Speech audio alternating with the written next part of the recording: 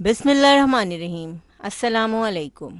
सिर्फ 10 मिनट में 2 कप दूध और 2 आम से बनाए मज़ेदार मैंगो पुडिंग, जिसमें हमने ना अंडा इस्तेमाल किया है, ना ही कस्टर्ड पाउडर, ना कॉर्नफ्लोर, स्टीम भी नहीं किया और बेक भी नहीं किया है।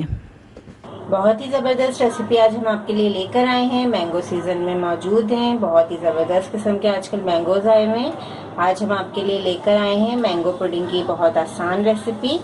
2 कप के बराबर हम मैंगो लेंगे और उसको हम फिर ब्लेंडर में ब्लेंड कर लेंगे। बहुत सिंपल रेसिपी है लेकिन बहुत मज़ेदार बनती है। आप ज़रूर बनाइएगा एक बार इसको।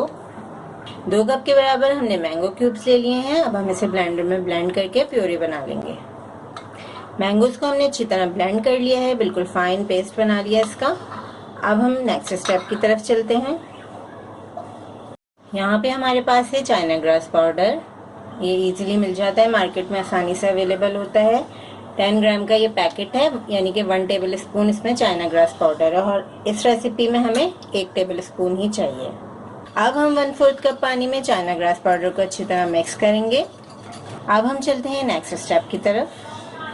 सॉस पैन में हम ऐड करेंगे 2 कप दूध।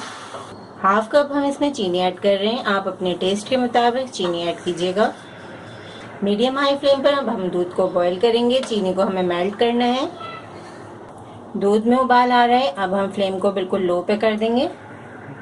अब चाइना ग्रास का जो हमने मिक्सचर बना के रखा था आहिस्ता आहिस्ता ऐड करते जाएंगे।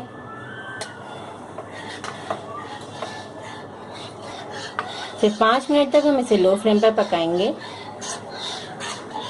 बहुत अच्छी, बहुत टेस्टी, मज़ेदार मैंगो पुडिंग हम तैयार कर रहे हैं। इसमें बहुत ज़्यादा टाइम नहीं लगता, मिनटों में तैयार हो जाती है ये मज़ेदार सी पुडिंग।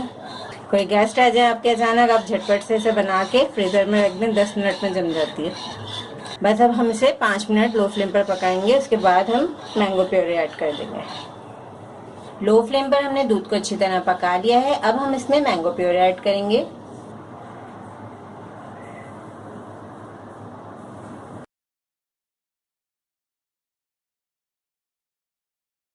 सिर्फ 5 मिनट लो फ्लेम पर हमें इसे मज़ीद पकाना है।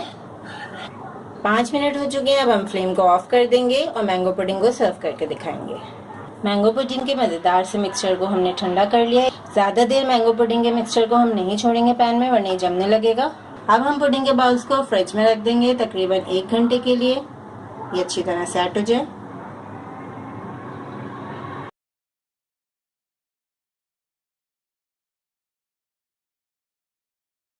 इस रेसिपी को ज़रूर ट्राई करें क्योंकि हम बनाते हैं ख़ास आपके लिए, हर रेसिपी को आसान अंदाज में। अपना ख्याल रखें और हमें अपनी दुआ में याद रखें। अल्लाह हाफ़िज़।